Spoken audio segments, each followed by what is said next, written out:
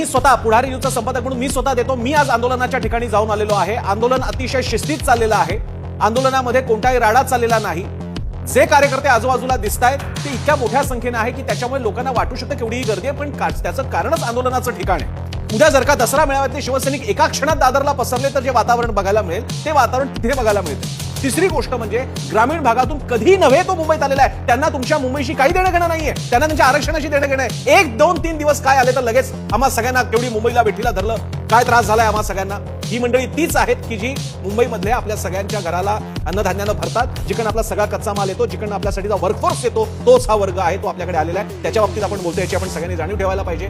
आणि जे काही घटना घडलेल्या आहेत त्या इतक्या अपवादात्मक आहेत की त्यामुळे आंदोलन हातून निसटलं. म्हणजे अन्य कुठल्या साध्या व्यक्तीपासून ते छगन भुजबळांपर्यंत सगळे म्हणतायत काय झालेलं आहे वगैरे, जणू काही तालिबान अवतरली की काय, असं चित्र नाही. हे मी जबाबदारीने सांगू इच्छितो.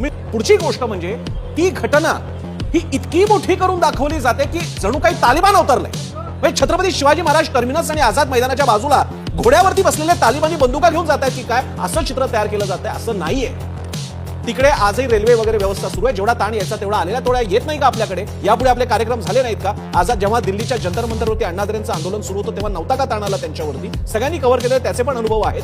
ही मंडळी त्यांच्या गरजांसाठी आलेले आहेत तर ते पण आले नसते, त्यांचं काही म्हणणं नाही. त्या मांडणीसाठी ते आलेले आहेत आणि ते मुंबईत नाही येणार तर कुठे येणार? त्याच्याद्वारे त्यांनी आपला हक्क दाखवलेला आहे की आमची सुद्धा मुंबई आहे. मुंबईचा मराठी माणूस काय फक्त चाकरमानी पांढरपेशा नोकरदार असतो का? तो शेतकरी सुद्धा आहे. हे किती छान आहे, हे किती सुंदर आहे. मुंबई म्हणतात शेतकरी डोळ्यासमोर येत नाही कारण मुंबईत शेतीच होत नाही, पण या निमित्तानं शेतकरी बांधव ग्रामीण महाराष्ट्रातली माणसं आलेली आहेत आणि मुंबईवरती त्यांनी आपला सातबारा आपला नावावर करून घेतलेला आहे. त्या दृष्टीने सुद्धा मुंबईकरांनी बघितलं पाहिजे की हे आपलीच माणसं आहेत. महाराष्ट्राचे 36 जिल्हे ज्यांना माहित नाही त्यानिमित्तानं त्यांना आता ही नावं जरा आमच्या दक्षिण मुंबईमध्ये लक्षात आली असतील.